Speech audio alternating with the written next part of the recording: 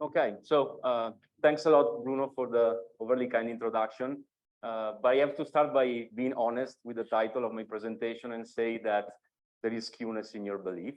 And what I would prove actually in this presentation is that this is a mathematical fact.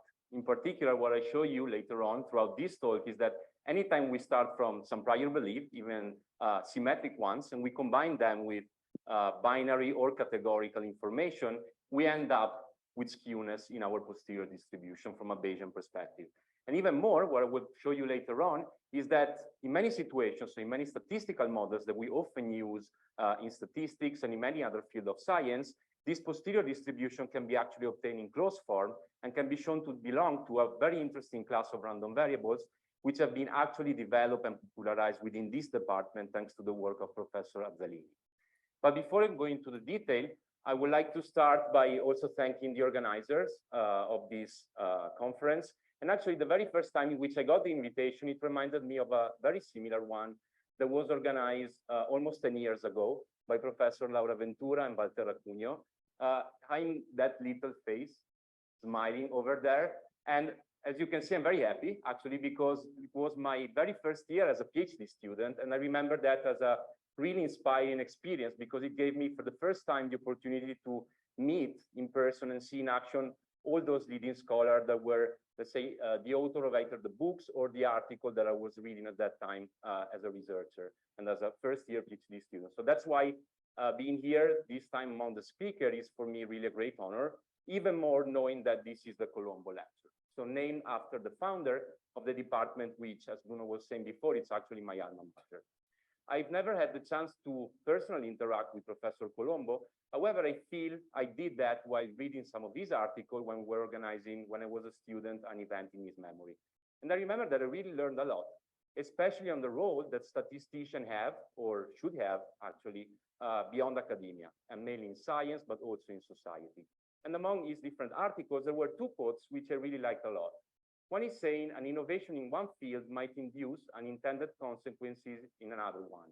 And the other is saying, in every scientific discipline, our resolved questions are aligned alongside successes, but it is the awareness of the limits of knowledge that constitute the most effective stimulus for intuition and scientific innovation.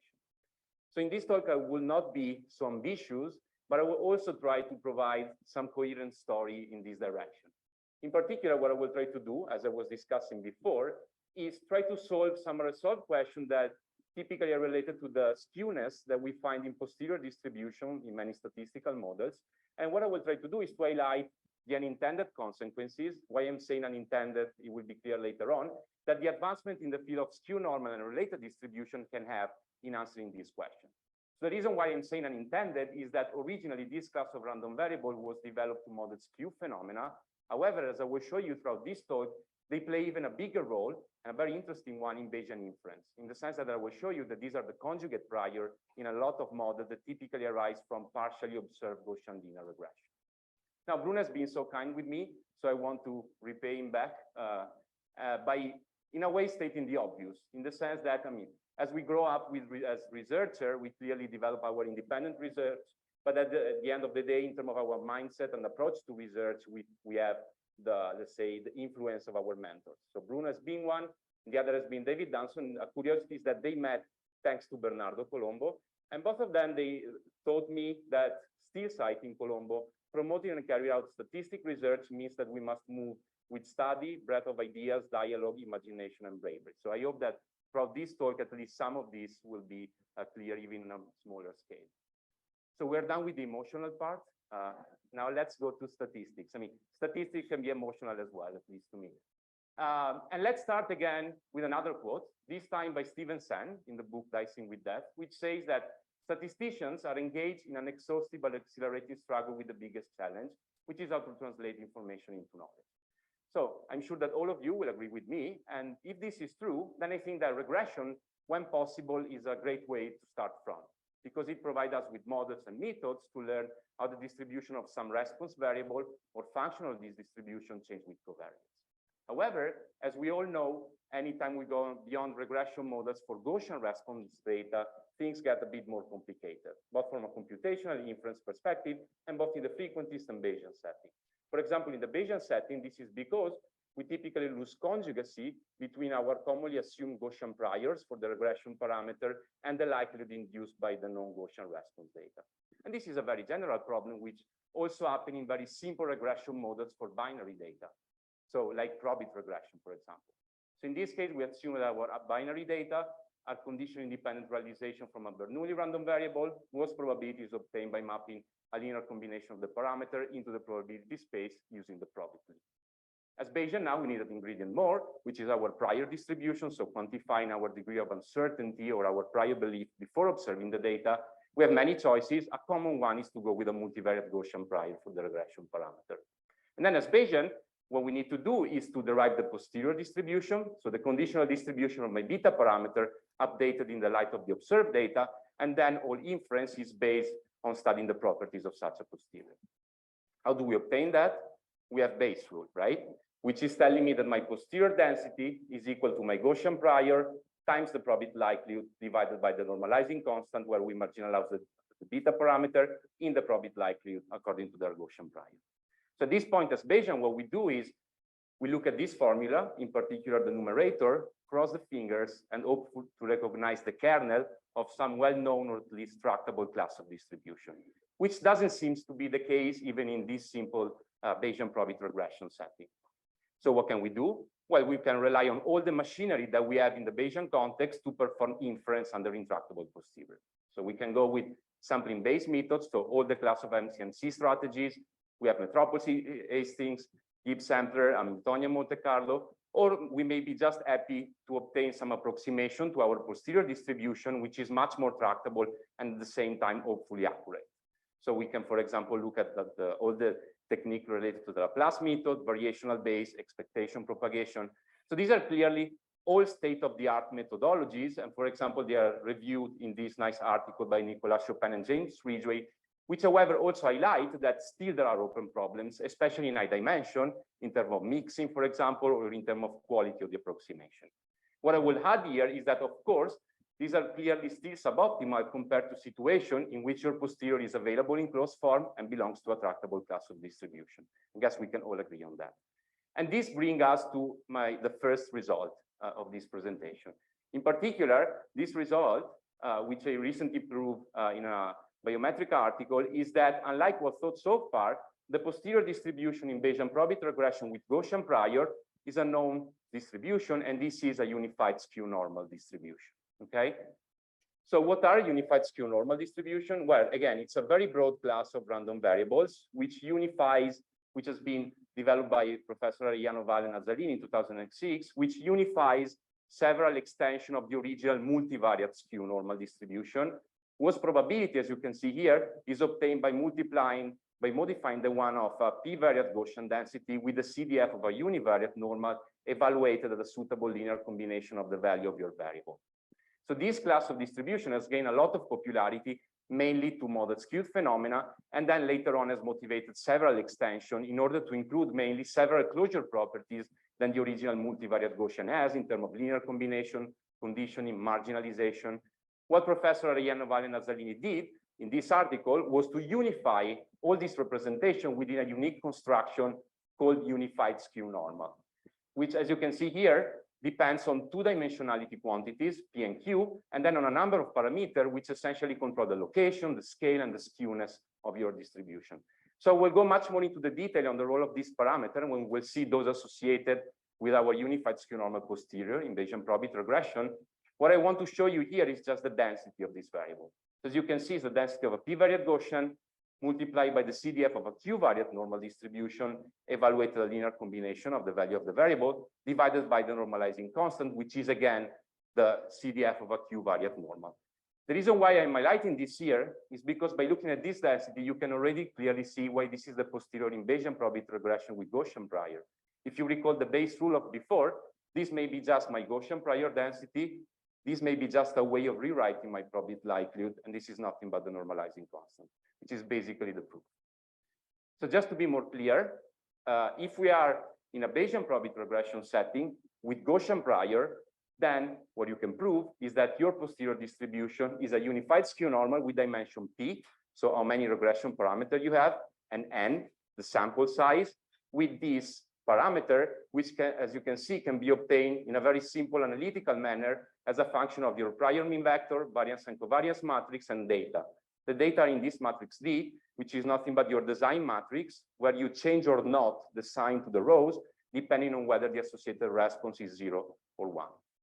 So I'll go a bit more in detail later on the meaning of these different quantities in controlling the shape of your posterior in the next slides, and when we will see an additive representation of such a random variable. What I want to stress here is that the proof is extremely simple, surprisingly simple, I would say, because what you need to do is simply, again, apply the previous base rule and remember the density of a unified skew normal. That's it. So if you apply the base rule, will tell you that your posterior density is proportional to your Gaussian prior times the probability likelihood. A way in which you can rewrite the probability likelihood is just the CDF of an n-variate normal distribution with diagonal covariance matrix, evaluate the suitable linear combination of the parameter, and then just play here with this quantity to highlight the parameterization of your unified skew normal posterior. The other interesting thing is that not only Gaussian prior combined with probability likelihood give you unified skew normal posterior, more generally, any unified skew normal prior multiplied with a probability likelihood gives you a unified skew normal posterior. So the Gaussian case is just a special one, which means that unified skew normal are the conjugate priors to probability regression. This is very interesting because now you can also include skewness in your prior uncertainty and still recover the tractability of your posterior. The other interesting aspect is that, as I was mentioning before, unified skew normals have many properties in common with the original Gaussian distribution. So they are close under linear combination, conditioning, marginalization. So for example, the posterior distribution of each of your beta parameter is again a unified skew normal. You have a normalizing constant, as we have seen before, available in closed form. It's going to be the CDF of an n-variate normal distribution. So as long as you can evaluate that easily, then you can, for example, compute predictive probabilities in closed form, evaluate base factor, do model selection. They have a simple additive representation. In particular, as we will see in the next slide, you can represent your unified skew normal posterior as a linear combination between a p-variate Gaussian and an n-variate truncated normal distribution. So this is very useful because as long as you can easily sample from this quantity, now you can draw IAD values from your posterior, which is going to be much better than doing MCMC. We may even not need to do that because unified skew normal have also a moment generating function available, and it's a function again of Gaussian CDF. So potentially you can even evaluate moments of the posterior without the need to rely on Monte Carlo methods. So this is the additive representation that I was promising you before. In particular, what you can easily show is that your unified skew normal posterior can be represented as a linear combination between a p-variate normal and an n-variate truncated Gaussian distribution. Again, this is useful because by looking at this representation, we may have some idea about the role of the prior mean, prior variance and covariance matrix, and data in controlling the shape of your posterior. So for example, the prior mean vector clearly has a role on location, but also enter the truncation mechanism of the multivariate truncated normal component, which is clearly the one driving skewness here in our posterior. The prior variance and covariance matrix play more than a role on controlling the weight assigned to the truncated normal part, on scaling, this is the diagonal of my prior and covariance matrix, but also on the dependent structure, and also the data play more than a role in this case. So this is essentially telling us that although you can get an idea, then disentangling the role of the different quantities is not as easy as it will happen in a Gaussian linear regression setting. However, again, the useful aspect of this construction is that as long as I can easily sample from this component here and this component here, then I can draw IAD value for my posterior and perform Monte Carlo inference, even in high dimension, because the high dimensional part is just simply from the p-variate normal distribution. So as I was mentioning before, we may even don't need to sample. We have closed form expression of, for example, the posterior mean. Here I'm saying closed form in the sense that they depend on the CDF of an n-variate Gaussian distribution, which we need to evaluate. So it will be much more clear later on. But clearly here, as the sample size gets larger and larger, evaluating this quantity will become more and more difficult. However, for example, you can also derive expression for predictive probability. So probability that a new unit is either equal to 1 or 0, depending on the previous unit, which I have observed, marginalizing out my beta parameter according to the unified skew normal posterior. And the expression, as you can see, is very interesting, is the ratio between two Gaussian CDF, where the one at the numerator is the same as the one at the denominator. We just add one dimension. So we add one value to the mean vector and one row and column to the variance and covariance matrix. And this will be very useful later on when we'll evaluate predictive probabilities, for example, in probit Gaussian processes. Because leveraging this similarity, now I don't need anymore to evaluate these two quantities separately, but I can evaluate the ratio jointly, so to have control, for example, on the bias and the variance of the estimator. Again, I could end up my talk here, right? We have everything that we need. The problem is that, as you have seen so far, I either need to sample from n-variate truncated normal distribution, or I need to evaluate CDF of n-variate Gaussian distribution with full covariance matrix, which clearly become very challenging when n becomes larger and larger. So this is a well-known problem. This doesn't say that these results are useless. Actually, if n is on the order of few hundreds, we have state-of-the-art methods to sample from this quantity and evaluate them. And so this is going to be extremely useful in those large P settings, right, with relatively contained sample size, where, for example, the MCMC method and approximation typically experience most of their problems. So it's going, let's say, particularly well in those settings where the other methods are facing most of their difficulties. However, later on, I will discuss this problem much more in detail, and I will try to solve that. What I want to do before is to show you some interesting implication of the result that we have seen so far. In particular, a very interesting one is in dynamic setting, okay? So here we have, imagine a time series of binary data or multivariate binary data, and we want to model that in some way. A very simple approach is to take a dynamic probit model. So I assume that my binary data point at time t is a Bernoulli distribution whose probability is obtained by mapping a linear combination of the beta parameter in the probability space using the probit link. And then I allow the beta parameter to be time varying. The easiest thing that I can do is to express the beta parameter at time t as a linear mapping of those at time t minus 1 plus a Gaussian noise. So this is a very basic dynamic probit model. Now, if you recall what happened in, for example, linear dynamic models, in this setting, there are three main quantities of interest for inference. One is the predictive distribution, so the distribution of my parameter at time t, given data up to time t minus 1. Or I may want to look at the filtering distribution, so distribution of my parameter time t given data up to time t, or I want the smoothing distribution, so distribution of the whole sequence of parameter given the whole sequence of data which I have observed. And what I want to do here is to obtain this quantity and then perform inference on that.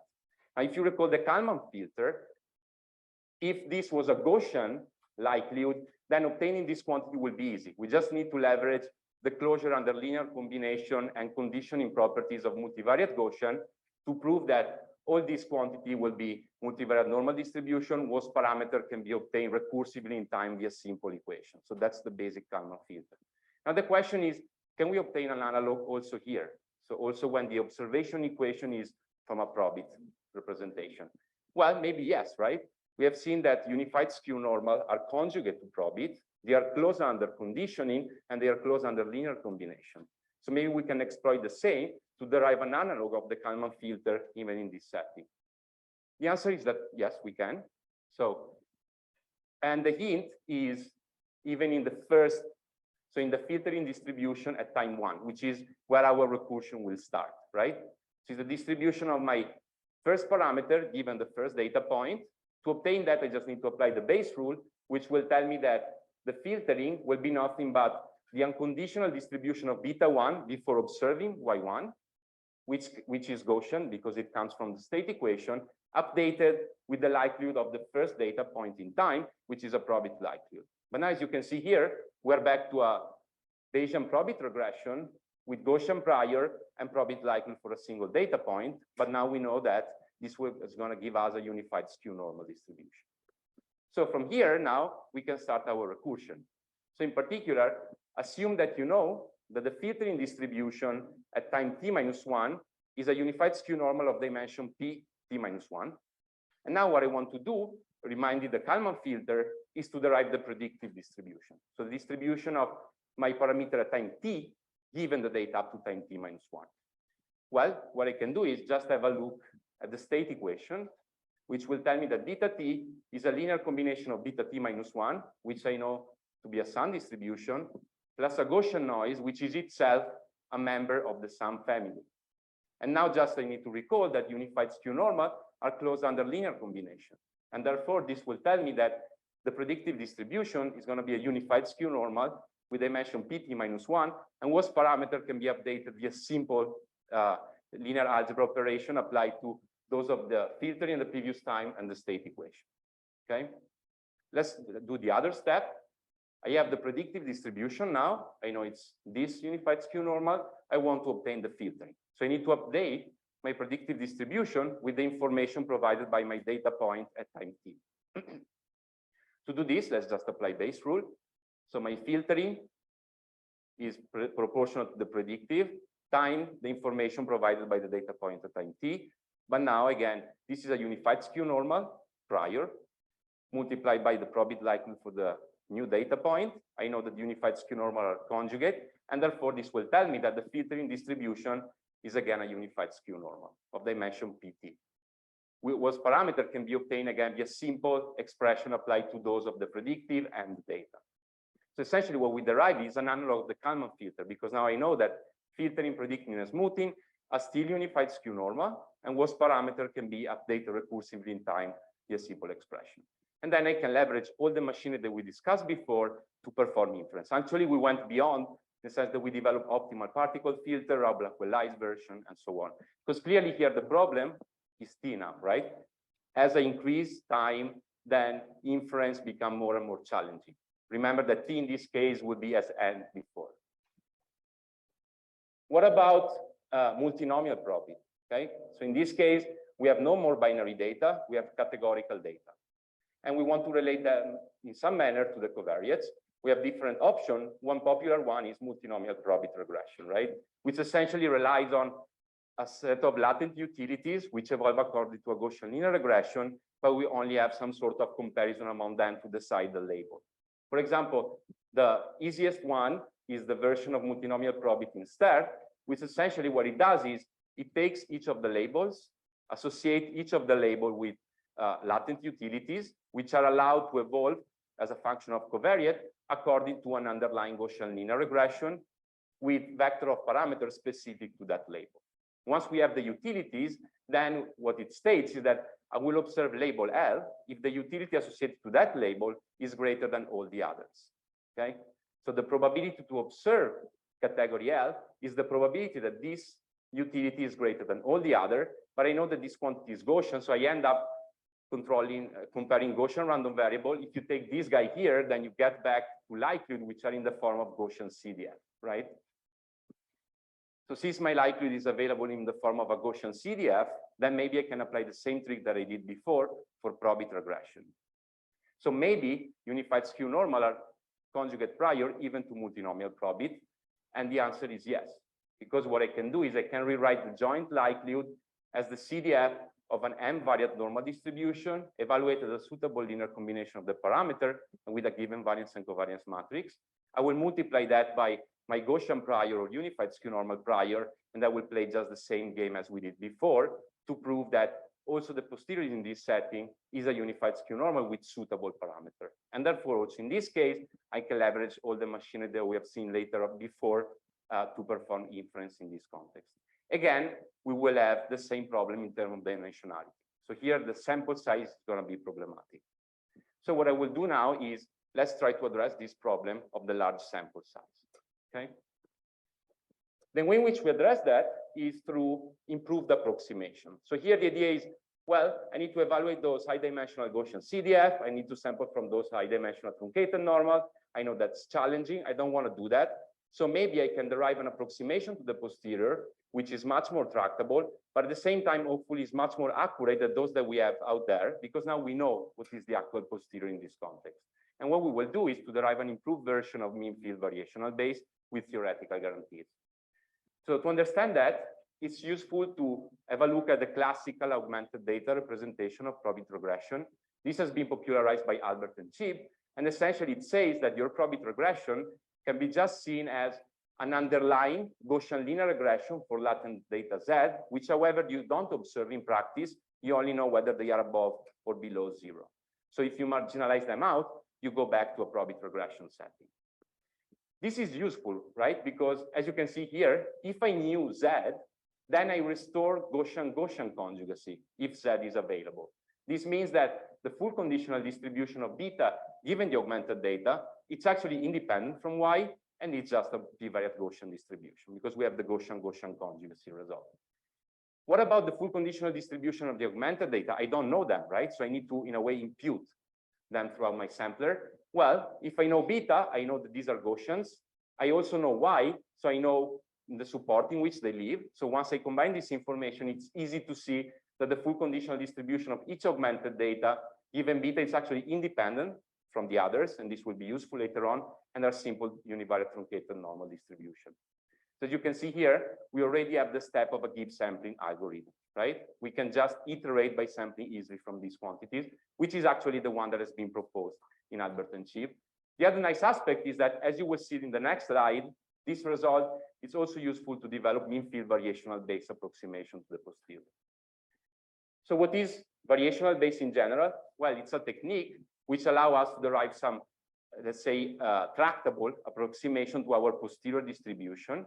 And typically, this is done by essentially enforcing, so the tractability is done by enforcing that your approximate density lives within a tractable class. And in general, when you, for example, make the mean field assumption, you are enforcing this tractability by enforcing that your joint approximating density for your beta parameter and the augmented data factorize in some way. So in the mean field, you assume that you factorize as the product of the marginals, okay?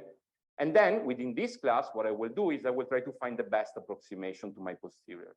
The best approximation is the one which is the closest to your posterior distribution when this closest is measured in terms of KL divergence, okay? So you will try to find within this class the density which has the lowest KL divergence to your actual posterior. To do this, we can, instead of minimizing the KL, we can just maximize the elbow. So essentially what I'm doing here is just a constraint optimization problem, which constrains my approximating density to live within a tractable class. So instead of minimizing the KL, I can maximize the elbow. This is minus the KL plus a constant.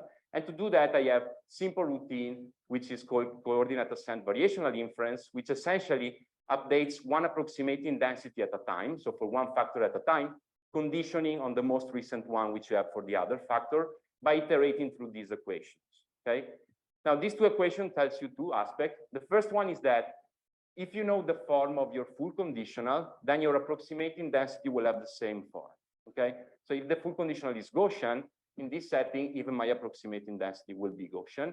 And its parameters are simply obtained by iterating through this CAVI algorithm, where each time you compute the expectation of your log posterior with respect to the other data, computing the expectation according to the most recent estimate for their approximating distribution.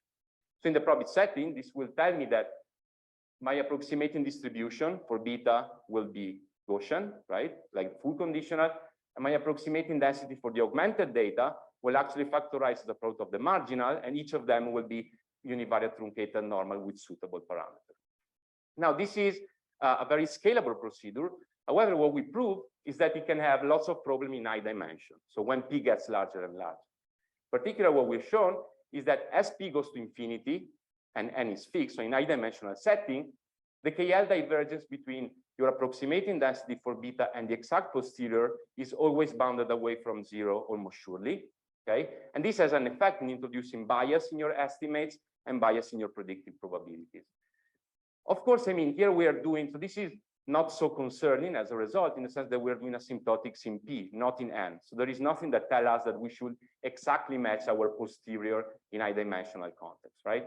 However, as I will show you later on, with the solution that we propose, so the alternative one, we can actually prove that we match exactly the posterior in high dimensional context.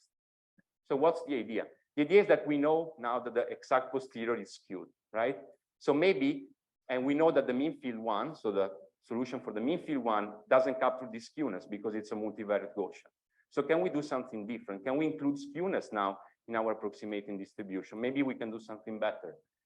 The idea is very simple, and the idea is, well, if I want to improve the accuracy, then maybe I can just enlarge the class of approximating density. So in this case, may get closer to the actual posterior, and maybe even the posterior will live in this class. So we're just enlarging that. And the idea is to adopt what we call partially factorized mean field family. So what we do in particular is we no more assume that the beta parameter and the augmented data are independent. We know that they are not in the actual posterior. We only factorize the joint distribution for the augmented data as a product of the margins. Okay. The reason why, so here we didn't try many solutions until we came with this one. We did that with a specific purpose. The first one is that your mean field solution actually lives within this new class. Okay.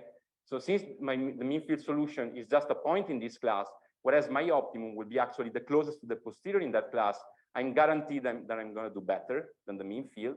And the other idea is that let's just try to define a class which factorizes in a way which is more similar to the way in which the exact joint posterior for beta and z factorizes.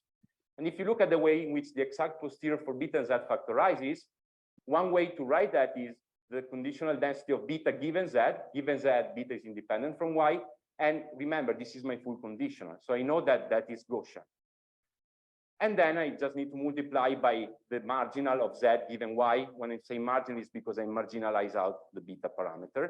And you can easily prove that this is just a multivariate truncated normal distribution. So clearly here, the main problem to perform inference under the exact posterior is not this quantity, is this quantity, right? I need again to play with multivariate truncated normal distribution. So our idea is, let's keep this, let's just factorize this intractable joint density with a product of marginals.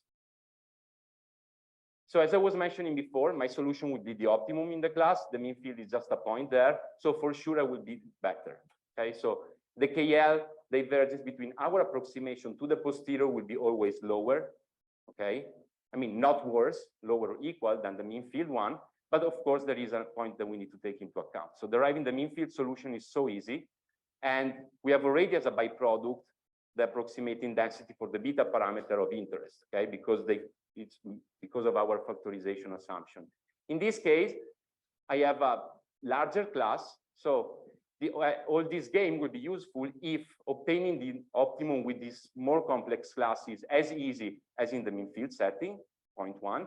And at the same time, once I obtain that, I should be able to derive in a simple manner the approximating density just for beta. So I should marginalize out here the Z augmented data according to their approximating distribution.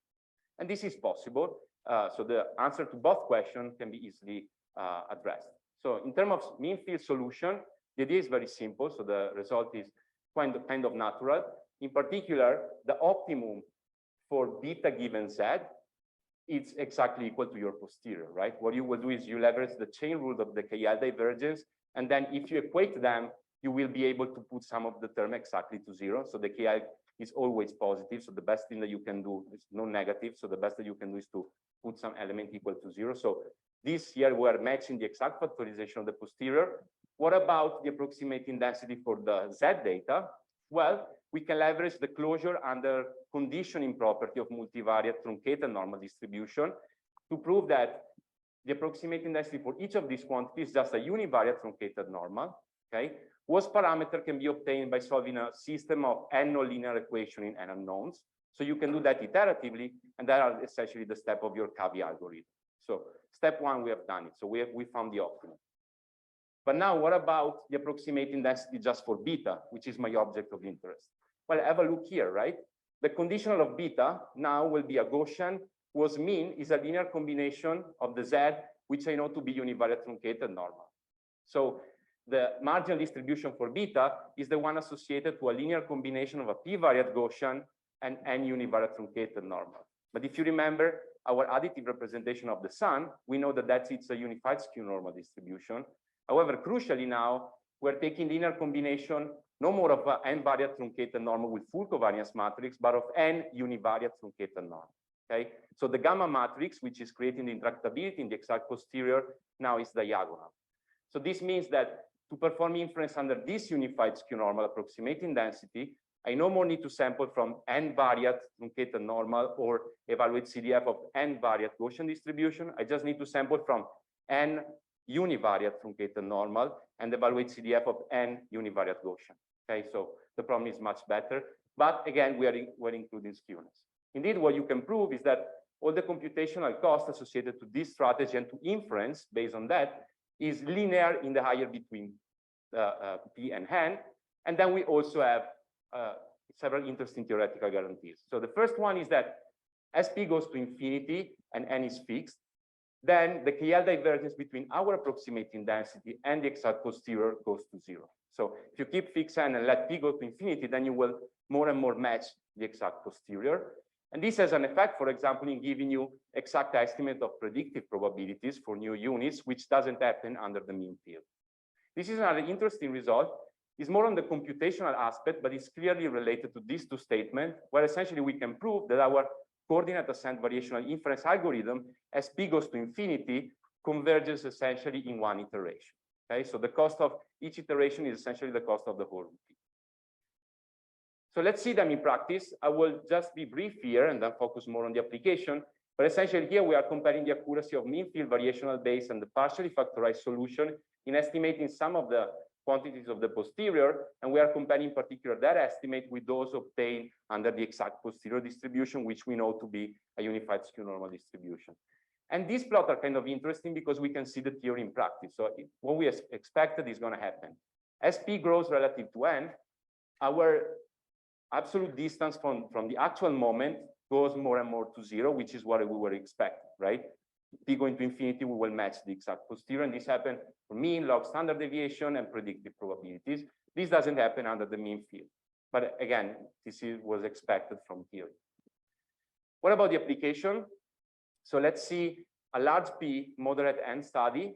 So this is Alzheimer's disease, so presence or absence of Alzheimer's disease as a function of demographic data, genotype, and assay results.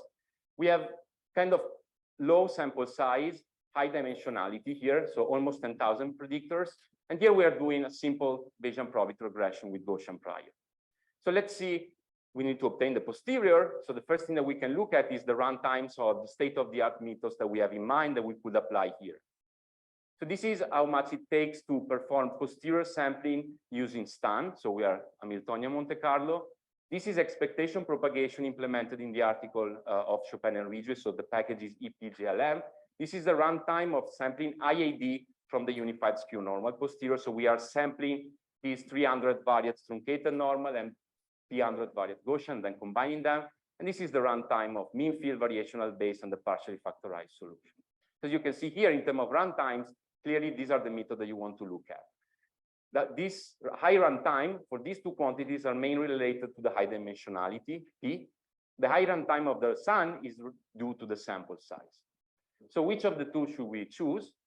Well, the most accurate, right? They are both approximations. So what we're doing here is we are computing the expectation of the beta parameter according to the posterior, standard deviation predictive probabilities using Monte Carlo based on the IAD sample from the exact posterior, and then their estimate under mean field and partially factorized. And then what we do is we plot the estimate of these two against those obtained under IAD sampling.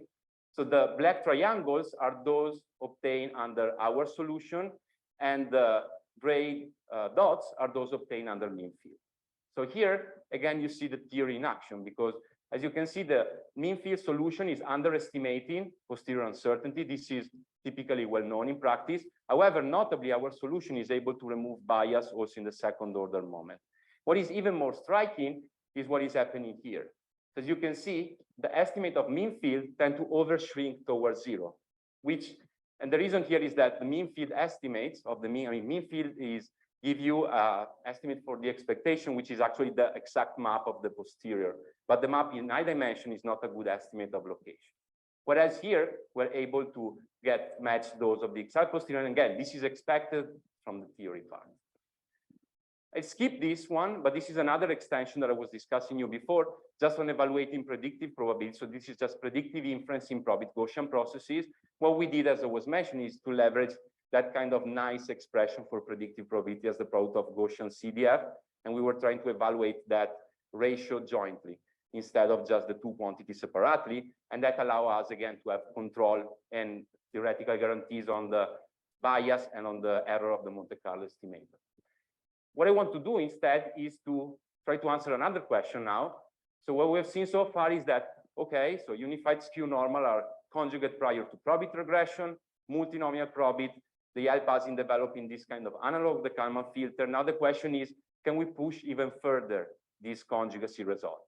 So are there other models which induce likelihood that combined with unified skew normal prior give us unified skew normal posterior?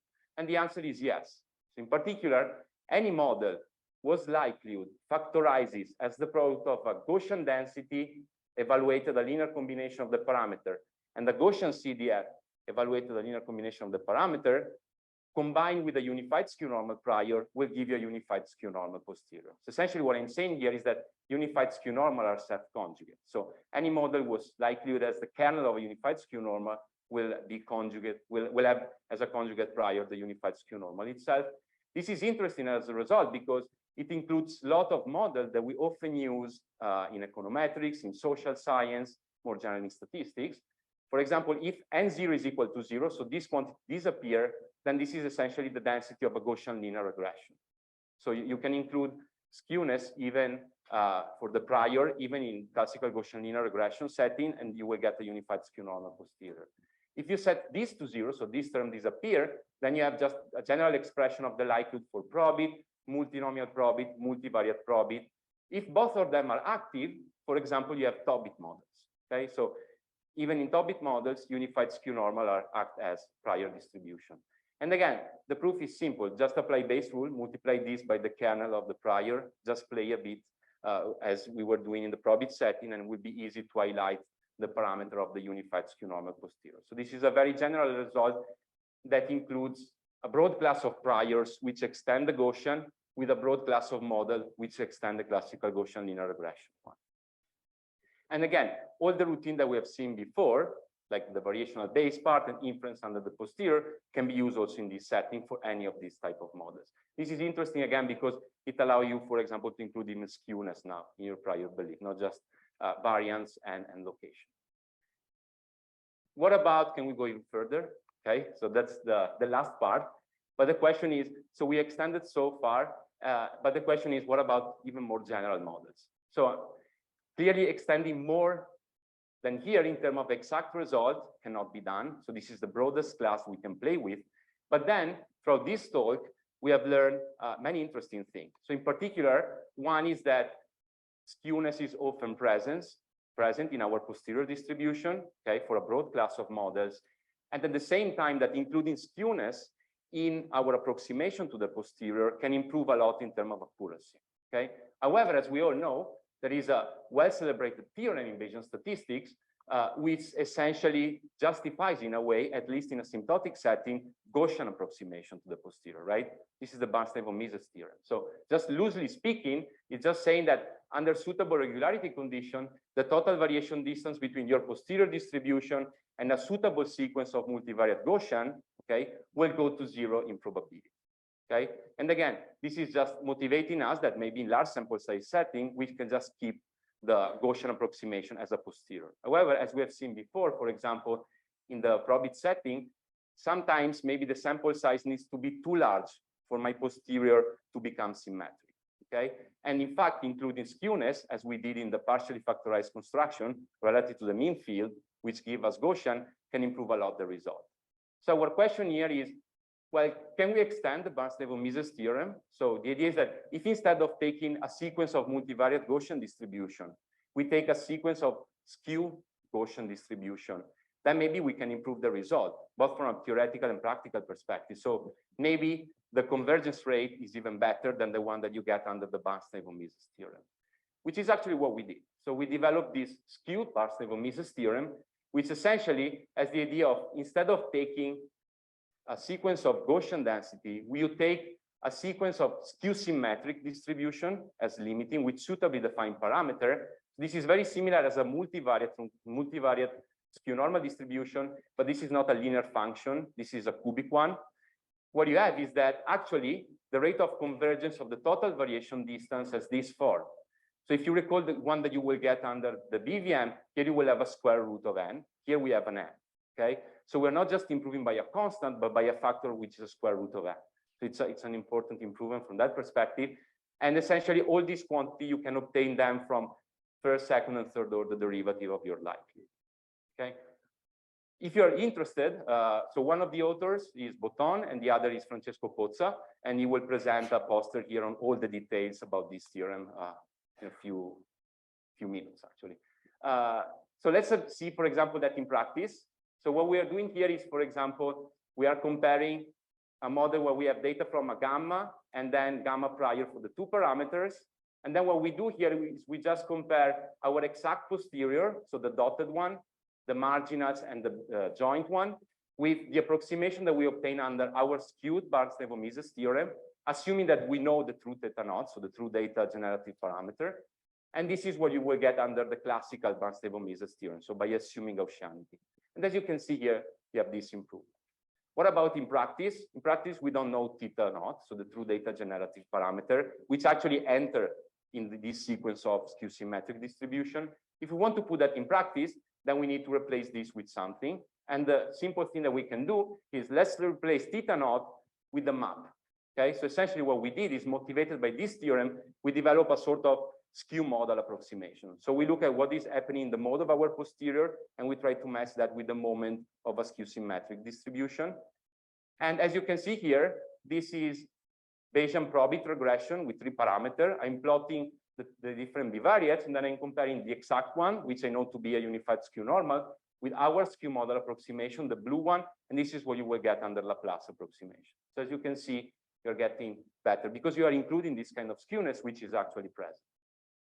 So I just want to wrap up by saying, I mean, this is a conference on complex models, but I think that if we want to fully understand complex model, we also need to understand the simpler one.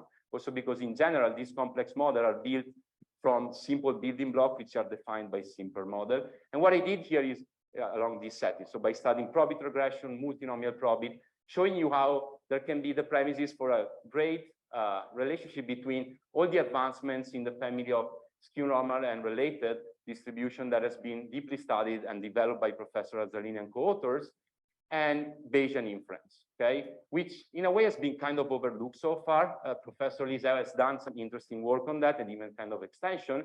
And as you have seen in this talk, by including skewness, sometimes, I mean, it's effectively present in our posterior. Sometimes it can even help us in understanding the asymptotic behavior and in developing improved approximation. What's next? Well, one thing is that we would like to improve even more the skew model approximation. We're kind of losing the tail in that case.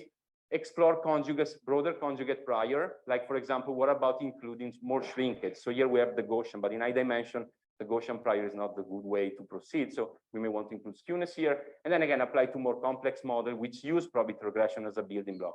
For example, Bayesian additive regression trees is based on this construction. So you have this kind of probit mapping of this additive sum of trees. So I stop here. I just want to thank you for the attention. This is, I mean, you can find the article on my webpage and also the code, and thank you.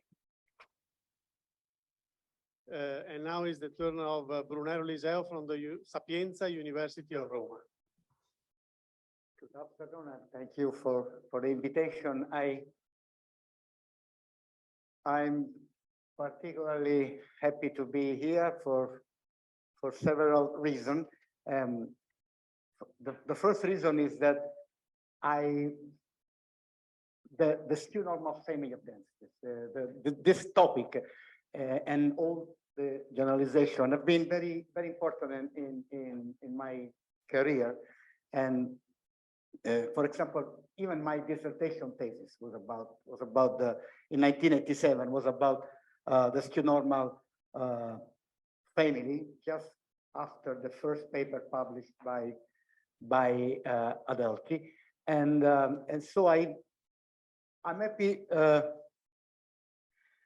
I'm twofold happy because Daniele and his collaborators have uncovered a new use of this family for very important statistical models that are routinely used, and the long-lasting importance of the skew normal family is testified by the fact that the younger speaker is discussed by maybe two of the oldest discussants of this audience.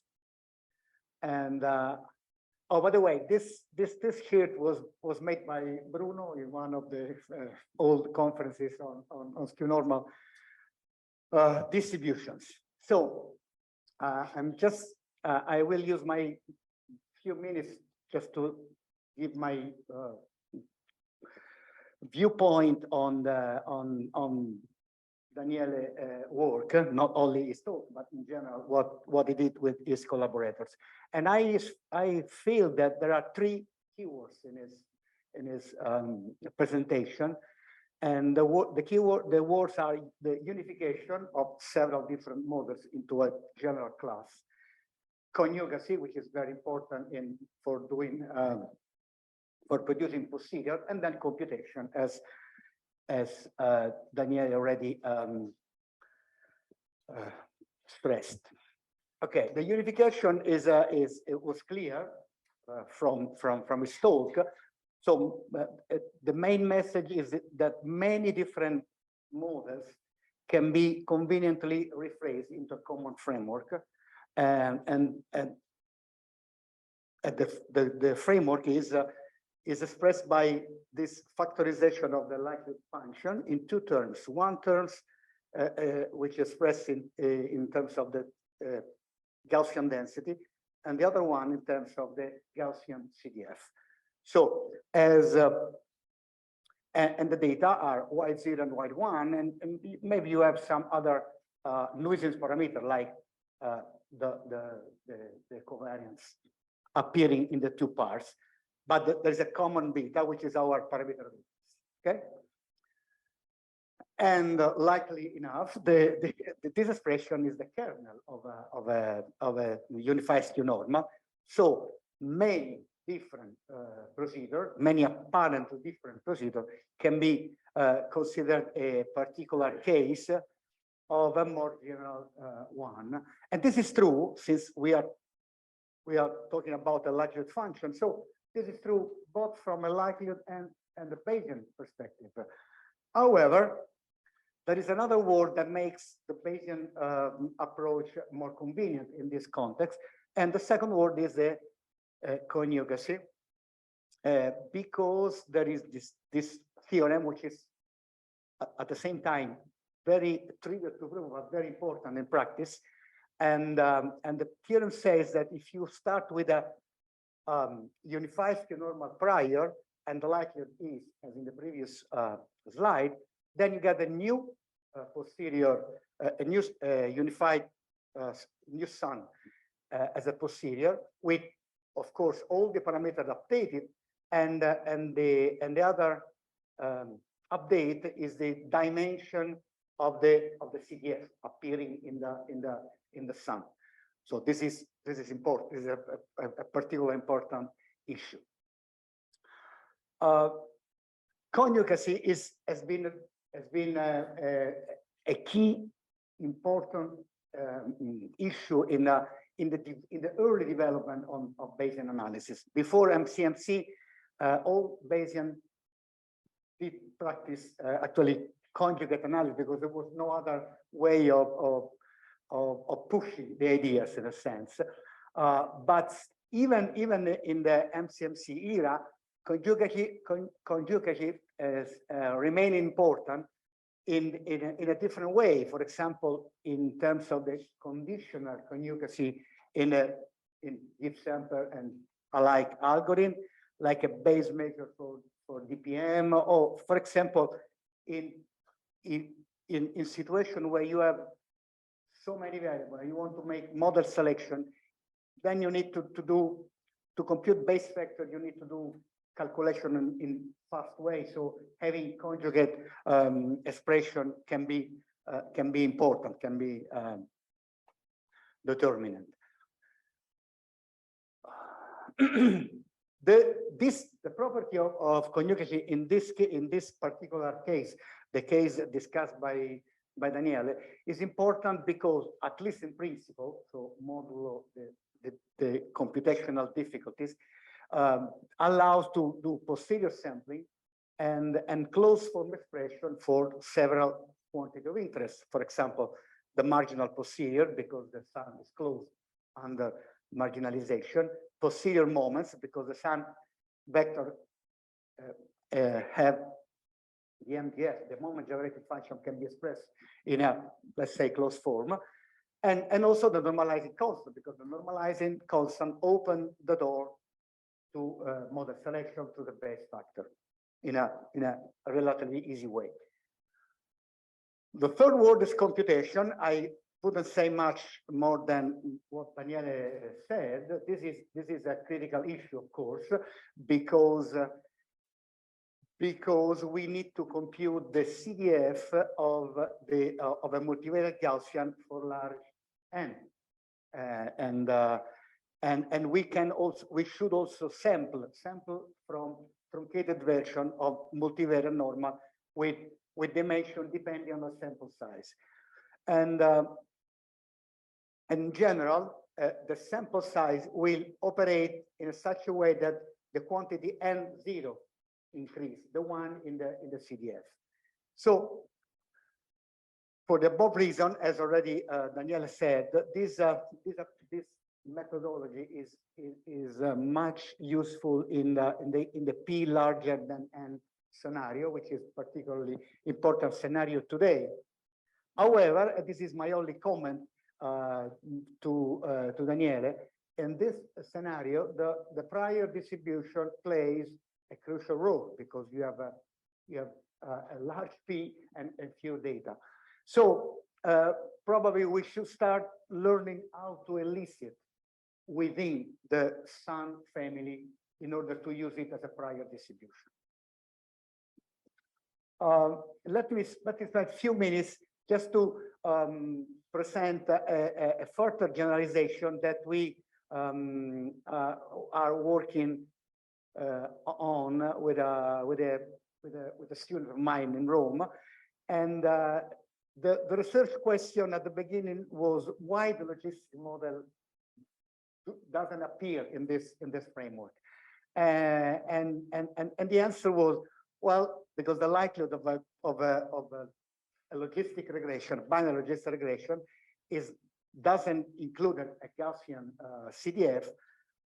However, it includes a scale mixture of Gaussian CDF, where the scaling distribution is a Kolmogorov distribution, logistic Kolmogorov distribution. So the idea was, why don't we try to define an even larger class than Sun by a perturbation of the CDF and the PDF of a Gaussian distribution. So we end up with a new class, which is called the perturbed Sun, which resembles very closely a Sun distribution. However, there are two new actors, which are two measures, one scaling the density and the other one scaling the CDF. So I won't go into the details, but you can see that the two elements are scale mixture of density and CDF of Gaussian distribution. Using this generalization, you can include into the conjugacy scenario both the logistic model and any other binary Bayesian regression where the CDF is written as a scale mixture of Gaussian distribution. Just to give you an idea, the P Sun density is of course much richer than the Sun, because you can perturb either one of the two components. In this case, we have the black one, which is the standard normal. Then we do not perturb the W. We perturb just the CDF with a logistic Kolmogorov distribution, and so we get the logic conjugacy in a sense, and the other curve are obtained by simply playing with the other parameters of the Sun. We use a different parameterization, but this is just a one-to-one change. But you can also have you can also start not from a normal distribution, rather from a Laplace distribution, simply by scaling even the density, the starting density of the class. For example, with an exponential distribution, you start with the Laplace, and then you make a perturbation of the Laplace in terms of the CF. Okay, so let me just conclude with congratulations both to Adelchi and Daniele. Adelchi for discovering this so rich family, and Daniele and Codor for boosting and popularizing its use. And I still look forward to see even additional generalization which can be adequately computed in an easy way. Thanks.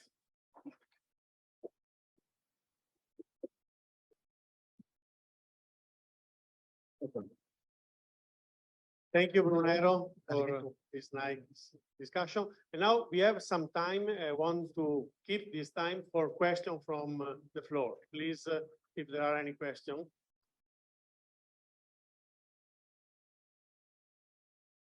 So I have a question on the last part of your talk. So you were having this skewed normal as a sort of higher order approximation for the Bernstein von Mises theorem. And did you compare with the higher order Bernstein von Mises theorem? So there are results on higher order approximation of the posterior distribution by looking at higher order derivatives. How do they compare? Are they similar or different nature? Or? Okay. Okay. He told me to reply after. I just need. Other questions?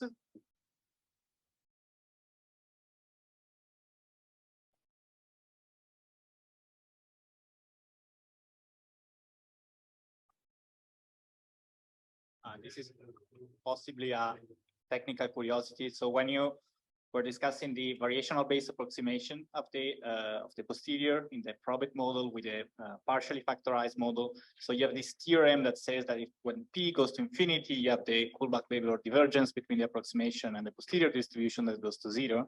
So my intuition to this fact is that if n is fixed, so if the sample size is fixed and then p is going to infinity, the information that you have in your data is smaller and smaller. So at least intuitively, what you get is that the prior is becoming more prominent in the joint, and so basically the posterior distribution looks more and more like the prior distribution, which is a Gaussian distribution. So is this the correct intuition, or is there something more behind this result? Any other question? There's still time. Okay, so Daniele, please answer to all. Well, first, thanks to the discussant for accepting to be the discussant, and then for the very interesting thoughts. I mean, now that it doesn't sound, I mean, discussions have been done, so it doesn't sound anymore as a captatio benevolenza. I can say that I couldn't hope for better ones, like even the topic. So I'm going to the different comments about Professor Azzalini. First, I want to thank him for the picture. I mean, as I was saying at the beginning, stats can become emotional sometimes. So perfectly represent all my emotional feeling the first time I discovered this result and all the things I wanted to do later on. So regarding the aspect about the skewness fading in time in that kind of like Kalman filter for binary data, we haven't studied this kind of limiting behavior, because here the aspect is that as t grows, the skewness inducing part, so the parameter actually delta in the sun actually grows. So it's not so easy to study that. However, we haven't seen that in practice. So we have seen that in practice, kind of skewness persists. And like my intuition, for example, is that suppose that you have a binary time series with all ones. What will happen in that case, even if the time grows, so this is a pathological setting, your skewness would become actually more and more important. But for sure, it's interesting to study that more in detail in less pathological scenario. About the Edgeworth type expansion related to the BVM, actually, we started from that, the beginning, the theory part, because there are even some results related to Berry-Essent infrequency setting about this kind of skewed extension. So we started from there, and then we like all the proof and the derivation of BVM wasn't so kind of related to this construction. So what we did essentially is, instead to build up this sequence of approximating densities, to start from the Laplace approximation, take an higher order version of that. And essentially what we did is, what we prove is that all the terms which do not enter the Gaussian part, essentially can have the same expansion. So you have e to the power the remainder, which has the same expansion of a Gaussian CDF evaluated as a cubic combination. And that facilitated a lot the derivation. But for sure, we will look more in detail also on the Edgeworth type construction. Related to Professor Liseo, well, thanks a lot for all the comments. Actually, I mean, the one about eliciting the prior, the sun in high dimension is very important. The other aspect is alternatively we could include shrinkage, which is what you did. So thanks for that. So regarding the question of Judith, we're still comparing with this kind of higher order construction. One thing that we have seen is, so the nice thing here is that you end up with a proper distribution, which is actually very easy to study and sample from. So you're not just ending up computing the moment, you actually have this kind of skew symmetric posterior from which you can approximate in distribution, from which you can easily sample, derive, for example, a credible interval with this kind of skewness. So maybe it will be comparable in terms of specific moment, but this aspect is that relative to this kind of higher order expansion, and we have a closed form approximating distribution which come from that. So that may be useful even more. Tommaso, so I mean, an interesting point is that of course we are doing asymptotics for t that goes to infinity and which is fixed. It will be even more interesting, and we're trying to do that, to do asymptotics with p growing with n. But that is kind of difficult because we have this KL between high-dimensional Gaussian, multivariate truncated normal. So as n grows, we don't have bound on that side, but if we found them, would be interesting. Like the intuition there for why that happened is that, of course, I mean, as p goes to infinity, you get closer and closer to your prior, but even few data points, like even just a data point in the likelihood can change a lot. Just a few the skewness, which in high dimension can have a huge impact. So like the idea that on that proof is that actually what happened is that as p goes to infinity and then is fixed, clearly under suitable assumption, what you have is that your multivariate truncated normal component become less and less correlated. So that's the key of that proof, which then, for example, is also a key on the proof about the computational part. And with that, I'm done. So thank you.